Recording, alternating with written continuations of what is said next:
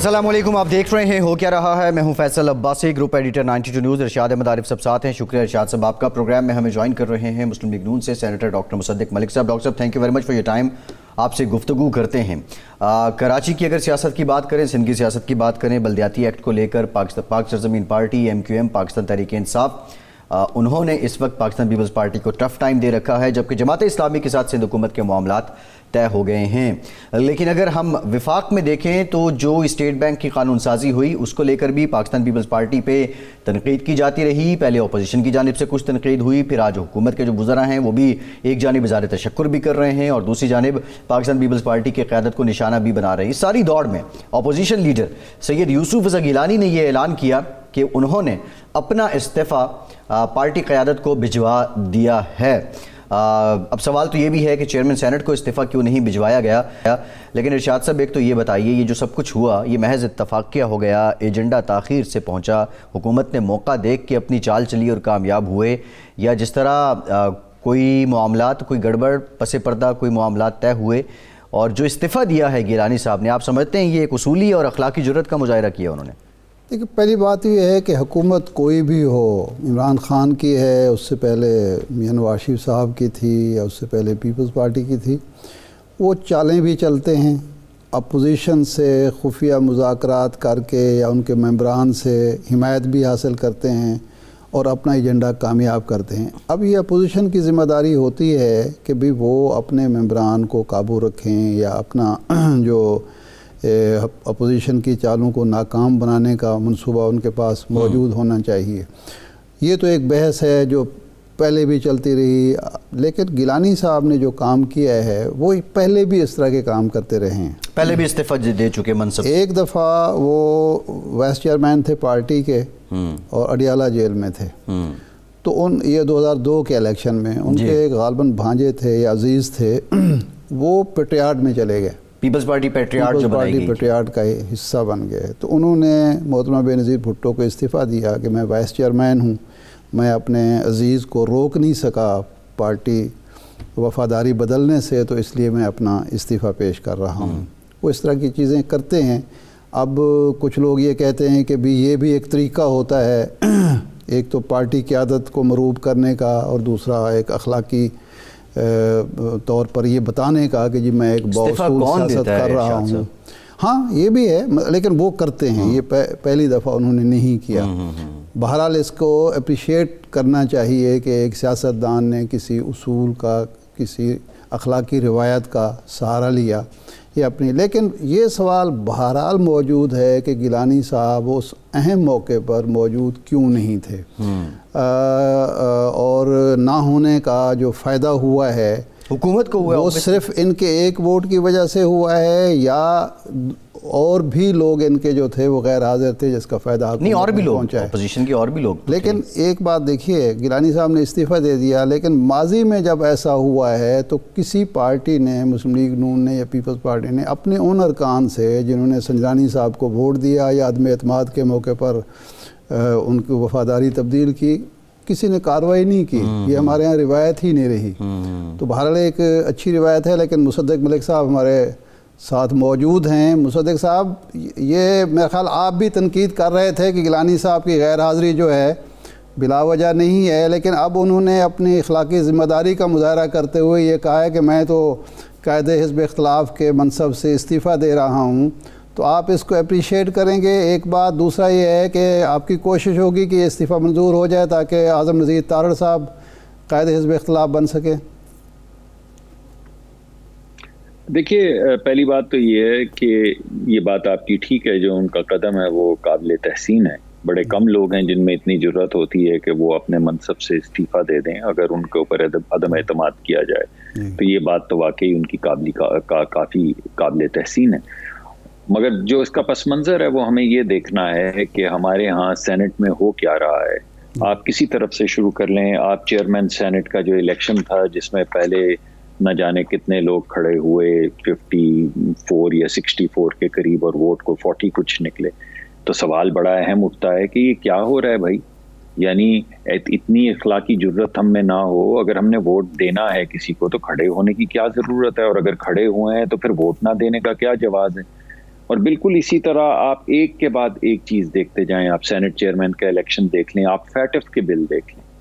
FATF کے 2 بل تھے جس میں انسانی اقدار جو ہیں, جو بیسک ہیومن رائٹس ہیں, ان کی وائلیشن کی گئی.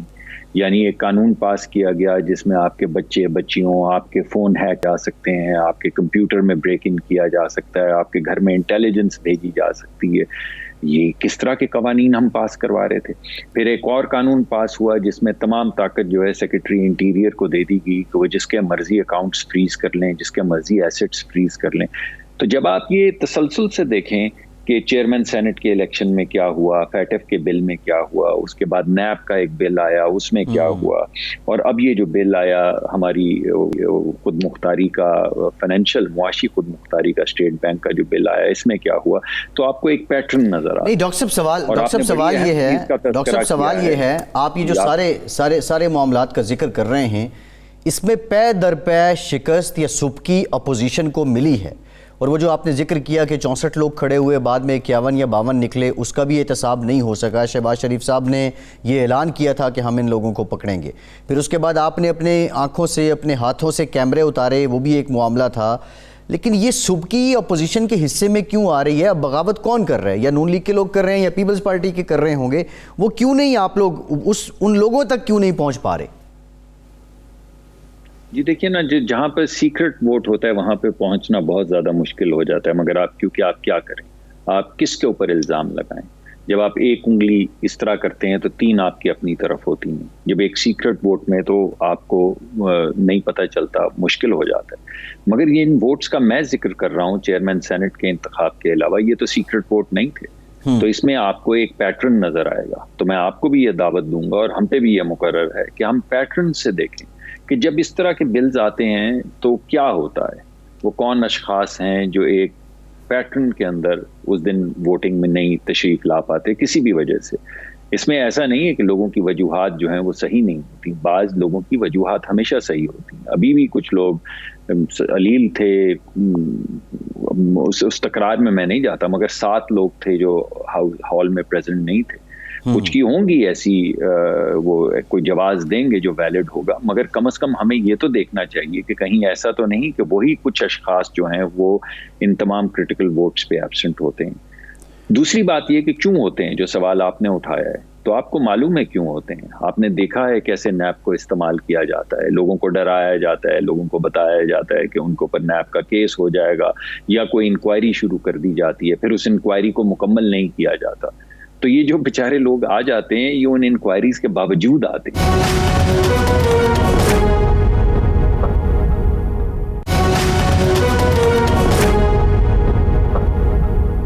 ڈاکٹر صاحب گزارش یہ ہے, حکومت یہ حل پیش کرتی ہے کہ یہ سیکرٹ بیلٹ کی بجائے ہم اوپن جو ہے کر لیتے ہیں ووٹنگ, اس پہ بھی آپ نہیں آتے. دوسرا یہ ہے کہ آپ نے اگر کسی ایک ممبر کو اب تک سزا دی ہوتی تو شاید دوسرے رک جاتے, لیکن وہ کام بھی آپ نہیں کرتے.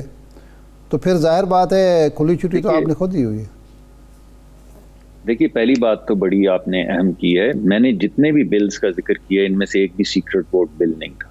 سیکرٹ ووٹ بل کا تو میں نے نہیں ذکر کیا, وہ تو میں نے شروع کا تذکرہ صرف سینٹ کے چیئرمین کے الیکشن کا کیا. اس کے بعد تو یہ سارے بل جو تھے یہ شو آف ہینڈ سے یا کاؤنٹ سے ہوتے ہیں. تو سوال یہ پیدا ہوتا ہے, ہم سیکرٹ بل کی تو بات ہی نہیں کر رہے. سیکرٹ بل کے حوالے سے اگر آپ چاہتے ہیں کہ ٹرانسپیرنٹ ووٹنگ ہو, تو پھر عام آدمی بھی جو ووٹ کرتا ہے, آپ اس کا آئی ڈی کارڈ, جب وہ ووٹ کرنے جاتا ہے تو اس کو بولیں ایسے کر کے آئی ڈی کارڈ دکھاؤ, اپنا چہرہ دکھاؤ اور ووٹ دکھاؤ, تو اس سے کیا فرق پڑتا ہے؟ تو یہ جو پوری دنیا میں ایک تحریک ہے کہ لوگوں کو پریشرائز کر کے ووٹ نہ لیا جائے, جس کی وجہ سے یہ نہیں کہا جاتا دنیا میں کسی بھی جگہ پہ, آپ بھی جب ووٹ ڈالنے جاتے ہیں تو کیمرے کی طرف دیکھ کے اپنا ووٹ اور اپنا آئی ڈی کارڈ ساتھ نہیں دکھاتے, ورنہ تو کوئی چوری نہ ہو سکے. تو پھر آپ پورے پاکستان کے الیکشن میں یہ کیوں نہیں کر لیتے؟ اس وجہ سے نہیں کر لیتے کہ کسی کو دباؤ میں رکھ کے ووٹ نہ ڈلوایا جائے. مگر یہ تو بلز پہ ووٹ ہیں. ڈاکٹر صاحب جو آپ پیٹرن کی بات کر رہے ہیں, جو آپ پیٹرن کی بات کر رہے ہیں, اگر اس پیٹرن کو ہم دیکھیں, ہم ڈاٹس ملائیں, تو کیا نتیجہ کیا نکلتا ہے؟ اپوزیشن کی جو بڑی جماعت ہے سینٹ میں, پیپلز پارٹی, اس نے کوئی اپنا معاملہ طے کر لیا ہے اور وہ حکومت کو دانستہ یا کوئی لے دے کر کے ان کو سپورٹ کر دیتی ہے. پھر نتیجہ یہ نکلتا ہے کہ اگر سیدھی بات کی جائے, دیکھیے مجھے اگر آپ حقیقت میں پوچھیں، کیونکہ میرے تو سارے مجھ سے زیادہ معزز ہیں، ہر ایک سینیٹر جو ہے وہاں پہ موجود وہ مجھ سے زیادہ معزز ہے، اور میں کسی پہ ایسا شک نہیں کر سکتا، نہ کسی جماعت پہ شک کرنا چاہوں گا، لیکن میں یہ ضرور کہوں گا کہ آپ کو اس پیٹرن کے ذریعے نظر آنا شروع ہو جائے گا کہ کون کون وہ اشخاص ہیں جن پہ بوجھ ڈالا جاتا ہے۔ میں نے تو آپ کو بتایا ہے کہ اب جو نئی اس حکومت کی اسٹریٹجی ہے وہ یہ ہے کہ پین جو ہے وہ انڈیویجولز کے اوپر اپروپریٹ کیا جائے، ایک پارٹی پہ اپروپریٹ کرنے کے بجائے 5 10 15 لوگوں کو، کسی کو ویڈیو دکھا کے، کسی کو اوپر نیب کا مقدمہ کر کے، کسی کی انکوائری شروع کروا کے انفرادی طور پہ ان کو پین جو ہے ان کو اوپر اپروپریٹ کیا جائے۔ تو نہیں، یہ لیکن ڈاکٹر صاحب ہم تو پچھلے 1-1.5 مہینے سے یہ سن رہے تھے کہ شہباز شریف صاحب نے جو کوششیں کی ہیں، ملاقاتیں کی ہیں، اس کے نتیجے میں آپ کو لیول پلینڈ فیلڈ مل گئی ہے، اب کوئی دباؤ نہیں ہوگا، کوئی فون نہیں آئے گا، اور شاید حالات اتنے سازگار ہو جائیں کہ آپ حکومت بھی بنا لیں۔ لیکن آپ یہ سنا رہے ہیں کہ ہر ووٹنگ جب ہوتی ہے تو آپ کے ممبران ہی شکار ہو جاتے ہیں دباؤ کا، پھر دباؤ آ جاتا ہے۔ دیکھیے دو چیزیں ہیں جی، 2 چیزیں ہیں۔ ایک تو وہ ہے جس کا آپ ذکر کر رہے ہیں، جو آپ کہہ رہے ہیں کہ ہو سکتا ہے آپ کے اوپر سے دباؤ ہٹ گیا ہو، لیکن دوسرا تو نیب کا ہے نا، نیب کا جو ٹرمپ کارڈ ہے، یہ جو ویڈیوز ہیں جو انڈیویجول پین اپروپریٹ کر رہی ہے، وہ ضروری تو نہیں کہ کوئی ایک ہی شخص کر رہا ہو، وہ تو حکومت پوری کر سکتی ہے نا۔ حکومت کے ادارے ہیں، FIA کو استعمال کیا جاتا ہے۔ آپ نے دیکھا کس طرح پہلے پرائم منسٹر صاحب نے کہا کہ میں اس کو موت کی کال کوٹری میں ڈالوں گا، اور پھر آپ نے دیکھا کیسے رانا صاحب کی گاڑی میں سے 25-30 کلو ہیروئن ڈال کے نکال دی گئی، اور پھر ان کو موت کی کال کوٹری میں ڈال دیا گیا۔ تو یہ وزیر اعظم کو پہلے سے تو نہیں پتہ چل سکتا تھا کہ رانا صاحب کو موت کی کال کوٹری میں کیسے لے کر جانا ہے؟ تو جب اس طرح کے انفرادی بوجھ آپ لوگوں پہ ڈالتے ہیں، اور یہ آپ کو یہ بھی معلوم ہے کہ اتنی ہیروئن گاڑی میں اگر ڈال دی جائے کسی کی تو اس کی سزا موت ہے، تو بڑے کم لوگ ہیں جو رانا صاحب کی ڈاکٹر صاحب پھر تو یہ 23 مارچ کا جو آپ لانگ مارچ کر رہے ہیں وہ بھی آپ کے کچھ لوگوں پر دباؤ آئے گا اور وہ گھروں میں بیٹھ جائیں گے، یہ بھی ناکام ہی سمجھیں۔ ہمیں تو آپ تبدیلی کی خوشخبری سنا رہے ہیں۔ جی دیکھیے 23 مارچ کی جو جب آپ انفرادی طور پہ بوجھ آپ عوام پہ تو نہیں ڈال سکتے نا، جب 30 40 50 ہزار کی تعداد میں عوام باہر آ جائے تو آپ کیا کریں گے؟ ہر ایک کے گھر جائیں گے، ہر ایک پہ نیب کی انکوائری کھولیں گے، 50,000 انکوائریز کھولیں گے۔ نہیں، جو نکالنے والے ہوتے ہیں لیڈر، جو نکالنے والے لیڈر ہیں ان پر دباؤ آ جائے گا۔ آپ کے سامنے جی میں آپ کو 2 بوجھ ہوتے ہیں نا، ایک بوجھ وہ ہوتا ہے جو آپ لیڈر پہ ڈالتے ہیں نیب کے ذریعے، دوسرا بوجھ وہ ہوتا ہے جو عوام لیڈر پہ ڈالتے ہیں ووٹ کے ذریعے۔ اس وقت جس طرح کی بھوک اور ننگ پھیلی ہوئی ہے، جس طرح کی بے روزگاری ہے، اور جو بھی آج سروے بھی آیا ہے جس میں لوگ بتا رہے ہیں کہ ان کی معاشی حالت کیا ہے، اس کے بعد آپ کو پتہ چل جانا چاہیے کہ یہ بوجھ ایک طرف سے تو نیب کا بوجھ ہے، دوسری طرف سے عوام کا بوجھ ہے۔ اور جب آپ عوام کو کہتے ہیں کہ آئیے اپنے مقدمے کے لیے آپ بھی باہر تشریف لائیے اور ہم بھی حاضر ہیں، تو ہو سکتا ہے 1-2 لوگ وہ بوجھ نہ اٹھا سکیں، لیکن 50,000 لوگ یا لاکھوں لوگوں کا بوجھ جو ہے انہیں کون روکے؟ ڈاکٹر صاحب اسی وجہ سے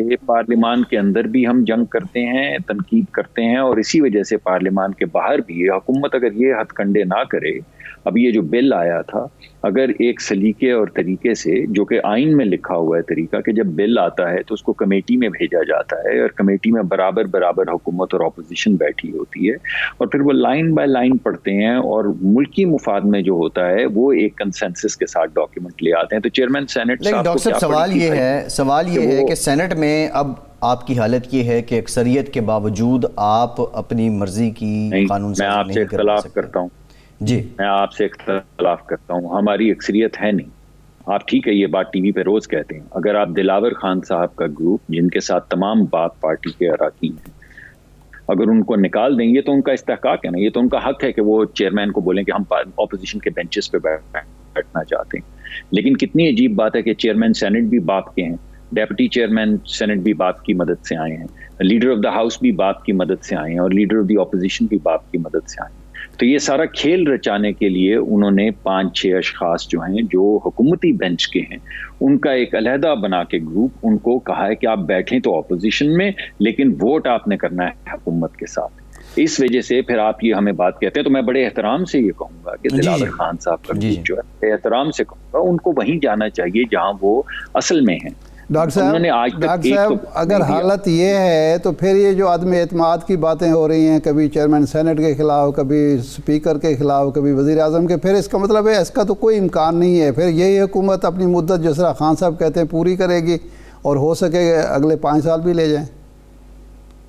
دیکھیے 50-50 تقریباً ووٹ ہیں، 50% حکومت کے پاس ہیں، میجورٹی نہیں ہے، عددی میجورٹی نہیں ہے۔ 50% ہمارے پاس ہیں اور 50% اگر آپ دلاور خان صاحب کا گروپ جو ہے اس کو وہیں گنیں جہاں پہ اسے ہونا چاہیے تو 50% ووٹ ان کے پاس ہیں۔ اس وجہ سے جب یہ عوام کا بوجھ، یعنی لوگ ووٹ دیتے ہیں نا تو پھر لوگ گریبان سے پکڑتے ہیں، تو جب آپ یہ لوگوں کا وزن ڈالیں تو پھر ہمیں یقین ہے کہ وہ الحاقی جماعت کے لوگ، سینیٹرز جنہوں نے دوبارہ الیکشن لڑنے ہیں، عوام کے سامنے اپنا مقدمہ لے کر جانا ہے، وہ ہماری طرف آ جائیں گے۔ میری استدا ہمیشہ یہ رہی ہے اور آج بھی یہ ہے ہمارے لیڈر آف دی اپوزیشن یوسف رضا گیلانی صاحب سے کہ بھائی وہ عدم اعتماد اگر واقعی وہ سمجھتے ہیں کہ دلاور خان صاحب کا گروپ اپوزیشن کا ہے، اور میں مان لیتا ہوں کوئی اعتراض نہیں ہے، میں تو ان کے ووٹنگ پیٹرن کی بات کر رہا ہوں، تو پھر وہ عدم اعتماد موو کریں۔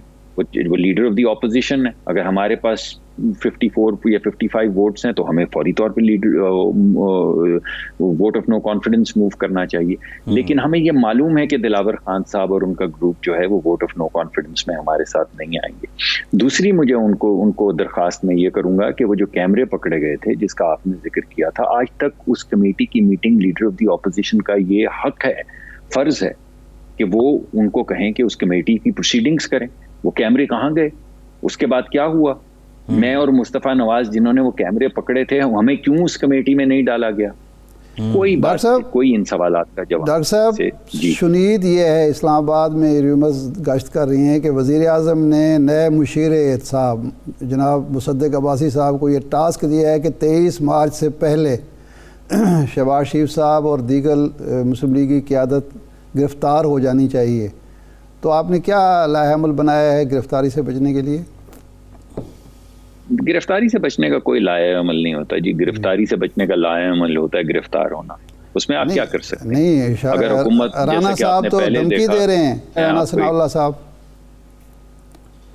جی میں کوئی دھمکا نہیں رہا، یہ عوام کا بوجھ ہوتا ہے جی، ہمارا یہ حق تو ہے نا، ہمارا یہ اتنا تو آپ ہمیں حق دیجئے کہ اگر کوئی زبردستی ہیروئن ڈال کے آپ کو موت کی کال کوٹری میں لے جائے تو احتجاج بھی نہ کریں۔ آپ ذرا ہائی کورٹ کا حکم پڑھیں شاہد خاقان عباسی صاحب کا، اور بتائیے 9 مہینے ان کو موت کی کال کوٹری میں کیوں رکھا؟ وزیر اعظم پاکستان بین الاقوامی یونیورسٹی سے بہترین ڈگریز لینے کے بعد، پاکستان کے سب سے بڑے ٹیکس پیئر ہونے کے بعد کس قانون کے تحت ان کو موت کی کال کوٹری میں رکھا؟ اور اگر وہ ہائی کورٹ کا مقدمہ پڑھیں تو ہائی کورٹ کا سوال نہیں ہے، ایک سیکنڈ دیجیے اگر اجازت۔ جی آپ کہہ دیجیے۔ جی ڈاکٹر صاحب لاسٹ سوال نہیں ہے، بس گزارش ہے آپ سے کہ گیلانی صاحب کی نظر کوئی آپ شعر آخر میں کرنا چاہیں تو۔ نہیں، میں سمجھتا ہوں مناسب نہیں ہے، آج انہوں نے جو ریزائن کیا ہے میں سمجھتا ہوں یہ قابل تحسین بات ہے، یہ بڑی اچھی روایت ہے، لیکن اس سے زیادہ افضل اور بہتر طریقہ یہ ہے کہ ہم اپنی پوری اپوزیشن کو یکجا ہو کر لے کر چلیں، اور جو حکومتی ٹولہ ہے اس کے جو قوانین اور جو بھی وہ ترامیم لے کر آ رہے ہیں ان کو عوامی مفاد میں اپوز کریں۔ اور دلاور خان صاحب کا جو گروپ ہے، احتراماً میں کہوں گا دوبارہ، اگرچہ انہوں نے سپورٹ کی تھی الیکشن میں، لیکن میرا خیال ہے دلاور خان صاحب کے لیے بھی درخواست ہوگی، وہ میرے بھائی ہیں، ان کو وہ بیٹھنا بھی چاہیں تو بے شک اپوزیشن بینچز میں بیٹھیں، لیکن نہ آپ کو اور نہ ہمیں انہیں کاؤنٹ کرنا چاہیے اپوزیشن میں، کیونکہ وہ اپوزیشن میں ہے نہیں۔ ٹھیک ہے، بہت شکریہ ڈاکٹر مصدق ملک صاحب، آپ کے وقت مغنون کے سینئر رہنما ہمارے ساتھ موجود تھے۔ ایک بریک لیتے ہیں اور بریک کے بعد کچھ بات کریں گے کراچی کی، کراچی میں چل کیا رہا ہے، ہمارے ساتھ رہیے۔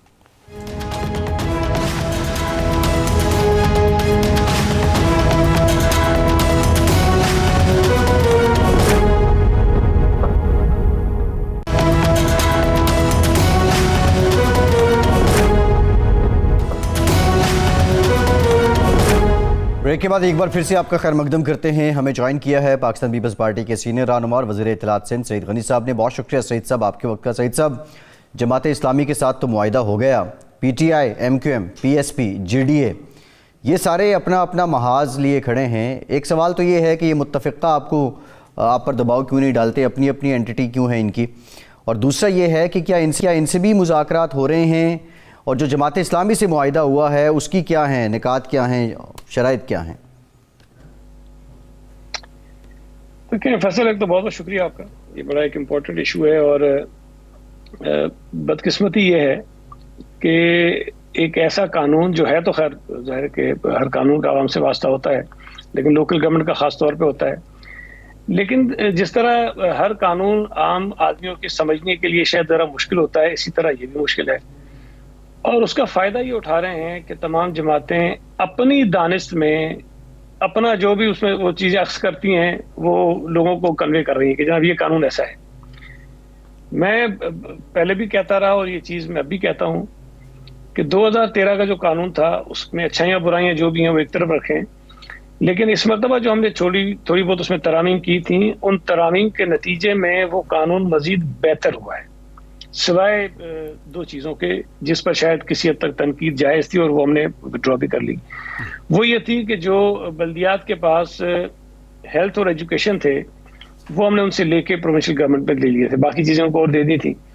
اچھا، اس کے پیچھے بھی نیک نیتی تھی کہ چونکہ بڑے ہاسپٹلز ہیں جو ان سے مینٹین نہیں ہو رہے ہیں، ہم ان کو ذرا ٹھیک کر لیں گے اور لوگوں کی شاید بہتر ان کو سروس ڈلیوری ہو جائے گی، لیکن بہرحال وہ چیزیں واپس ہو گئی، اور وہ دو چیزیں نکال دیں نا تو اس کے اندر کوئی ایسا ایک چیز بھی نہیں تھی جس پر کوئی اعتراض اٹھایا جا سکتا، سوائے اس کے کہ ہر جماعت یہ مطالبہ کرے کہ جی میری خواہش کا بلدیاتی نظام جو ہے صوبہ سندھ کے اندر ہونا چاہیے۔ اب ایز اے پولیٹیکل ورکر دیکھیں، میں سمجھتا ہوں کہ مطالبہ کرنا ان کا حق ہے، اس پر پروٹیسٹ کرنا ان کا حق ہے، لیکن گن پوائنٹ پر اپنے مطالبات منوانے کا کسی کو بھی نہیں ہے۔ پنجاب نے، کے پی کے نے، بلوچستان نے، اسلام آباد نے جس طرح کا سمجھا اپنا قانون بنایا، وہ اچھا ہے برا ہے میں اس بحث میں بھی نہیں جانا چاہتا ہوں، لیکن جہاں جس اسمبلی میں جس جماعت کی یا جس اتحاد کی اکثریت ہوتی ہے، اصولی طور پر، آئینی طور پر، قانونی طور پر، اخلاقی طور پر ان کا مینڈیٹ ہوتا ہے کہ وہ اپنا قانون وہ بنائیں اور لے کر آئیں۔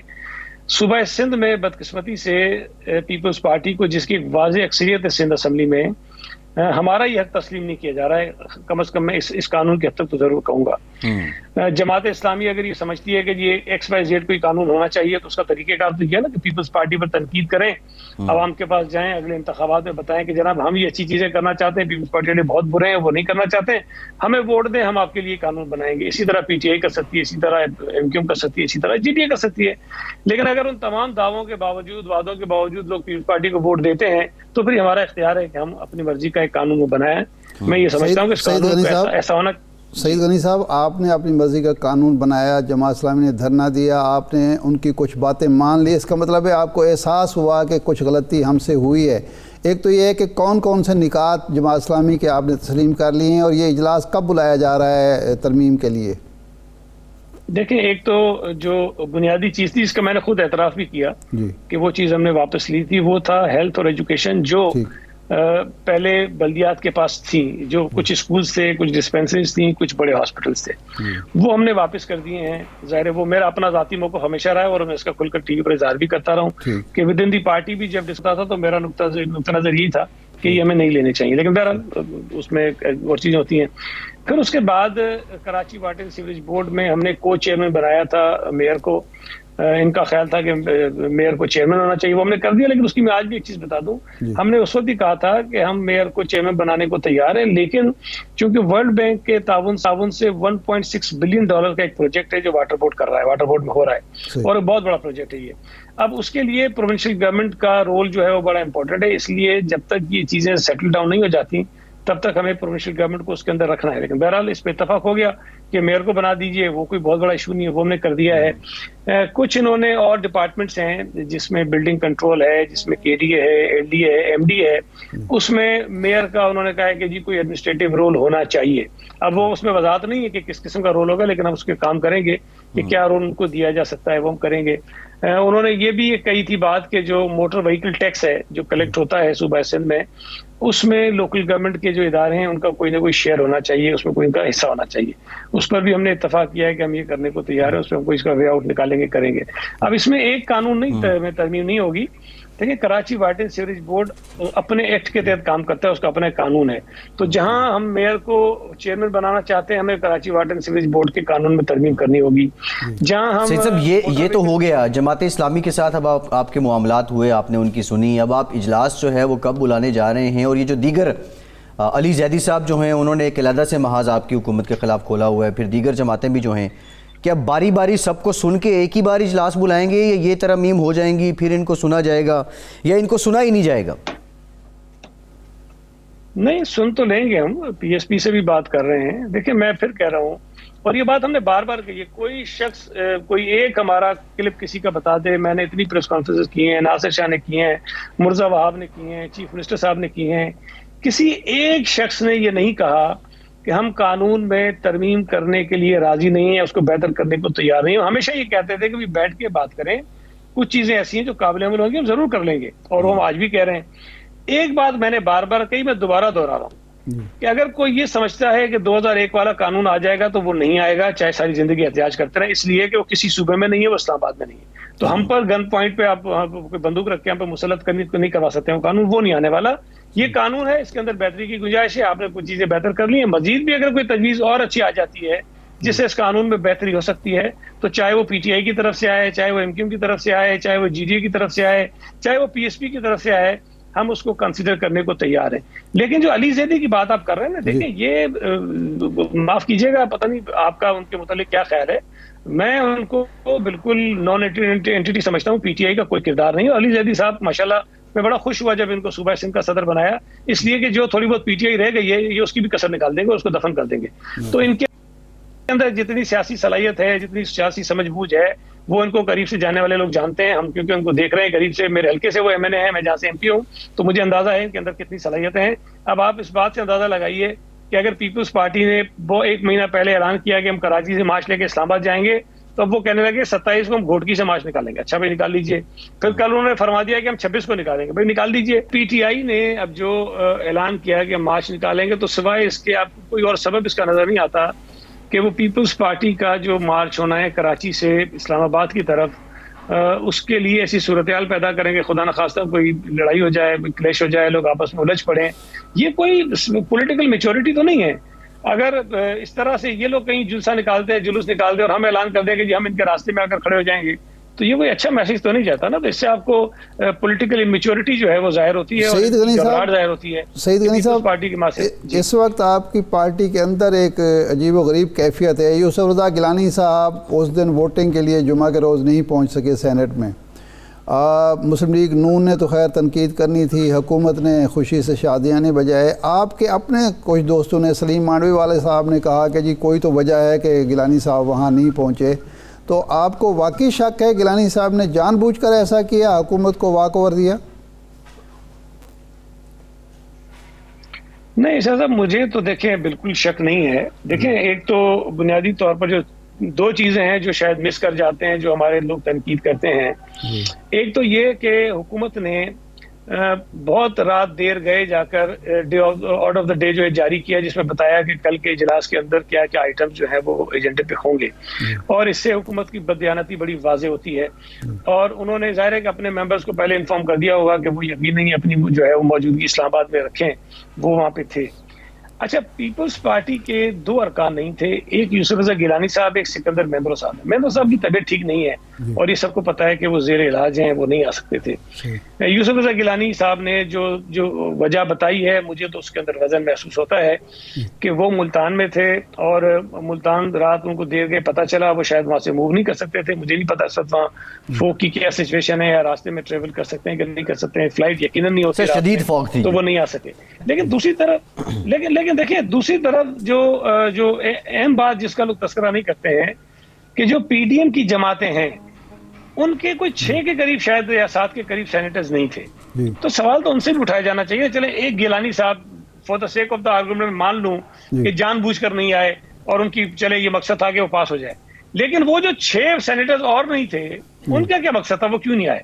ہم تو چلے ہمارے اوپر تو شک کیا جاتا ہے کہ ہم نے کوئی شاید ڈیل کر لی، کوئی راستہ نکال لیا، لیکن انہوں نے کیا راستہ نکالا تھا جو نہیں آئے تھے؟ اس میں کے پارٹی لوگ نہیں تھے، شاید سعید غنی صاحب نہیں تھے، پی ایم ایل این کے نہیں تھے. سعید غنی صاحب، اگر ڈسکا میں پریزائڈنگ آفیسر پولنگ کا عملہ دھند کی وجہ سے نہ پہنچ سکے تو آپ تنقید کرتے ہیں کہ یہ جان بوجھ کر کیا گیا. آپ کے لیڈر دھند کی وجہ سے نہ پہنچ سکے تو پھر تنقید کا حق بھی نہیں ہے ان کو؟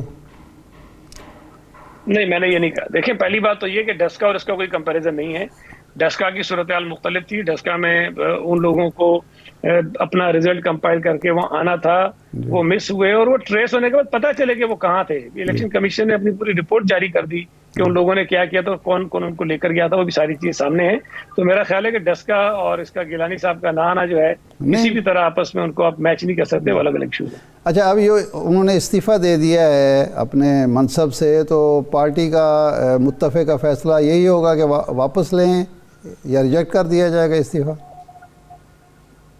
دیکھیں, یہ تو شاید میں نہیں اس پہ کمنٹ کر سکتا کہ پارٹی لیڈرشپ اس پہ کیا فیصلہ کرتی ہے, لیکن میں یہ سمجھتا ہوں کہ گیلانی صاحب نے گریس شو کیا ہے, اور انہوں نے جب یہ محسوس کیا کہ ان کے اوپر تنقید ہو رہی ہے, تو ایک سیاسی لیڈر کے لیے جو کسی عہدے پر فائز ہوں اور ان کے اوپر تنقید ہو, تو ایک گریسفل طریقہ یہ ہوتا ہے کہ وہ پارٹی لیڈرشپ کو اپنا ریزگنیشن دے دیتے ہیں کہ جناب میں دے رہا ہوں اور اب ان کی مرضی ہے. مصطفیٰ کمال صاحب سے یا پی ایس پی سے جو آپ کے مذاکرات ہو رہے ہیں وہ آج کل میں کامیاب ہو جائیں گے, آپ کا کیا اندازہ؟ تو یہ کہنا تو ذرا مشکل ہے کہ آج ہوں گے کل کامیاب ہو جائیں گے, لیکن مذاکرات ہو رہے ہیں, رابطے ہیں.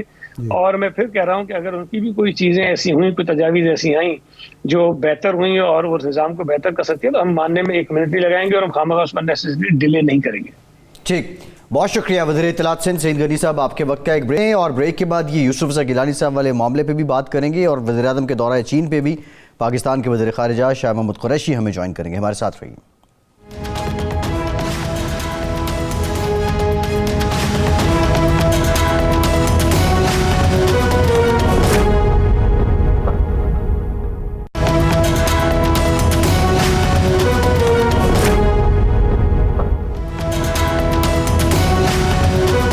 بریک کے بعد ایک بار پھر سے آپ کو خوش آمدید کہیں گے. یوسف رضا گیلانی نے آج سینٹ میں یہ اعلان کیا کہ وہ بطور اپوزیشن لیڈر سینٹ اپنا استعفیٰ پارٹی کو بھجوا چکے ہیں, پارٹی قیادت کو بھجوا چکے ہیں. سوال تو یہ بھی ہے کہ اگر انہوں نے اس منصب سے استعفیٰ دینا ہے تو وہ چیئرمین سینٹ کو کیوں نہیں پیش کیا گیا. بہرحال حکومت نے بھی اس پہ رد عمل دیا ہے. ارشاد صاحب, شاہ محمود قریشی صاحب پاکستان کے وزیر خارجہ ہمیں جوائن کر چکے ہیں. السلام علیکم مخدوم صاحب. گزارش یہ ہے کہ جناب یوسف رضا گیلانی صاحب نے اس وقت حاضر نہ ہو کر ایک لحاظ سے آپ کو فیسلٹیٹ کیا, اسٹیٹ بینک بل آپ نے منظور کرا لیا. پہلا سوال تو یہ ہے کہ اس فیسلٹیشن کے اور اس تعاون کے بدلے میں ان کو کیا ملا. دوسرا یہ ہے کہ انہوں نے اعلیٰ اخلاقی روایات قائم کرتے ہوئے استعفیٰ دے دیا. اس پر آپ کیا کہنا چاہتے ہیں؟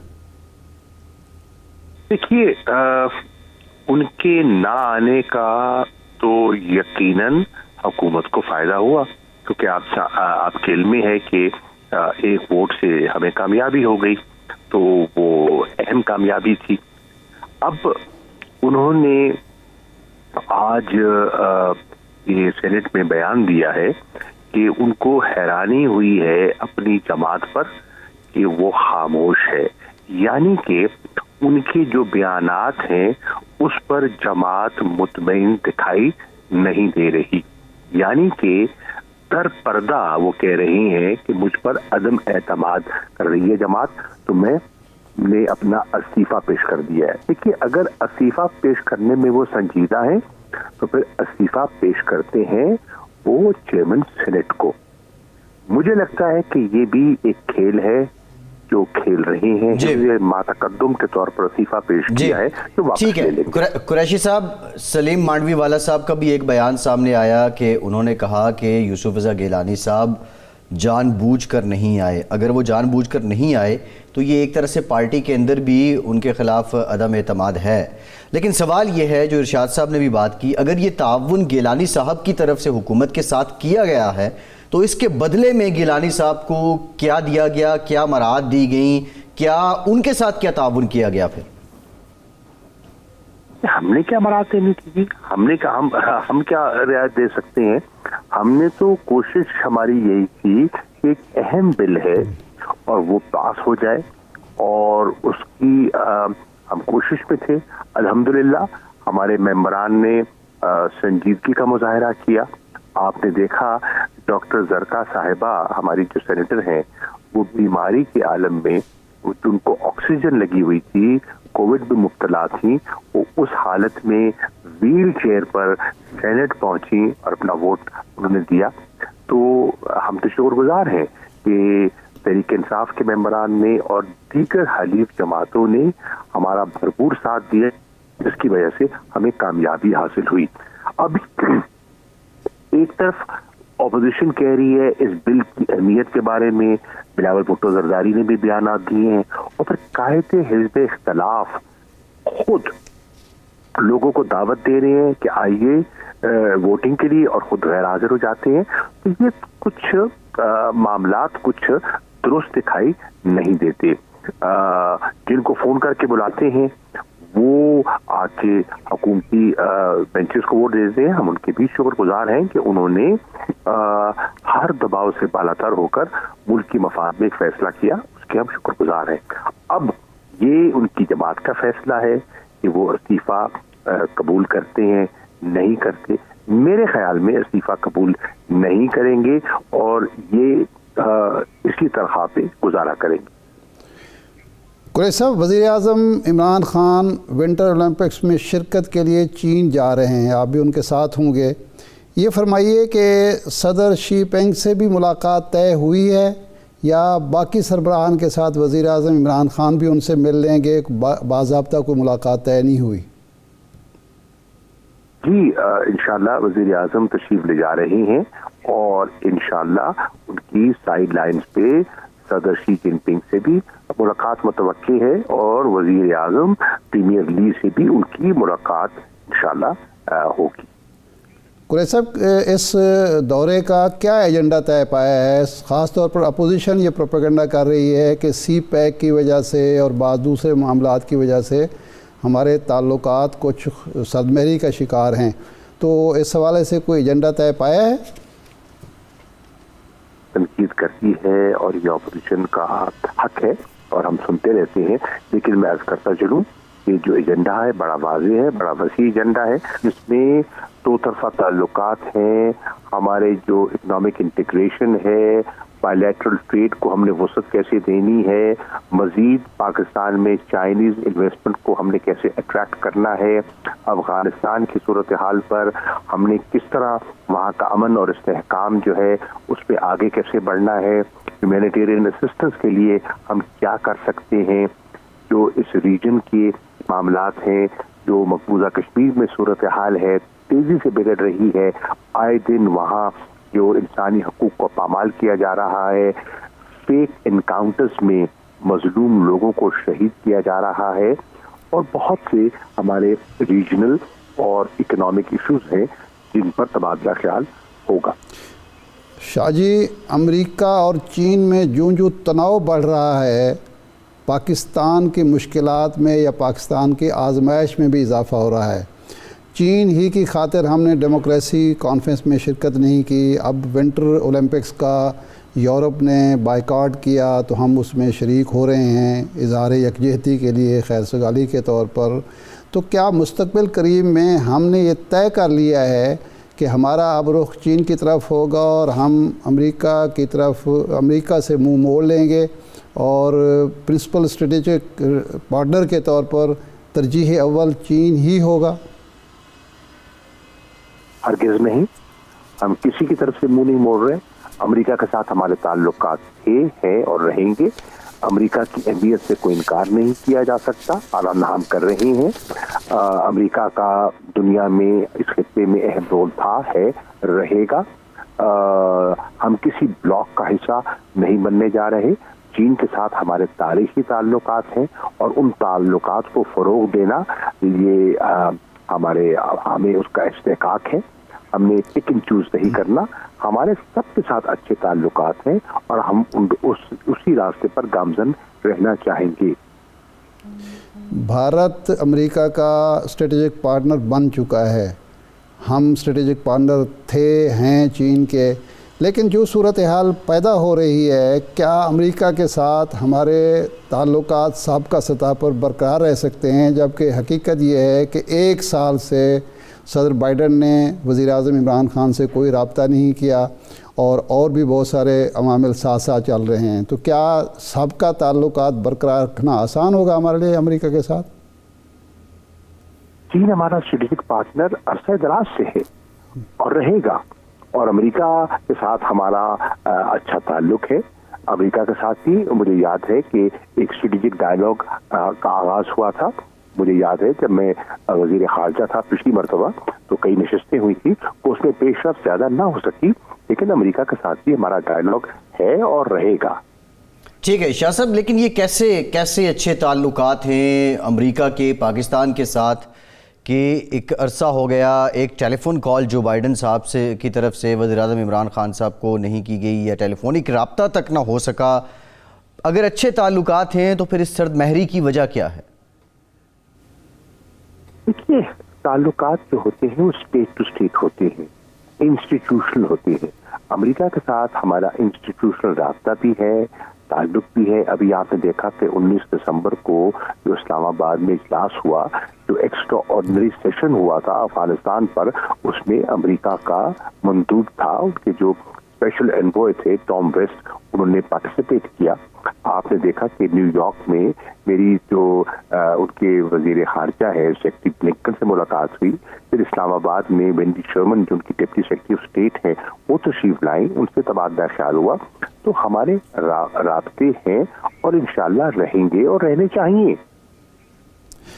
شاہ صاحب، یہ قومی سیاست کی طرف آتے ہیں. اپوزیشن فروری مارچ میں اسلام آباد آ رہی ہے، لانگ مارچ ہے، دھرنے کے ارادے ہیں.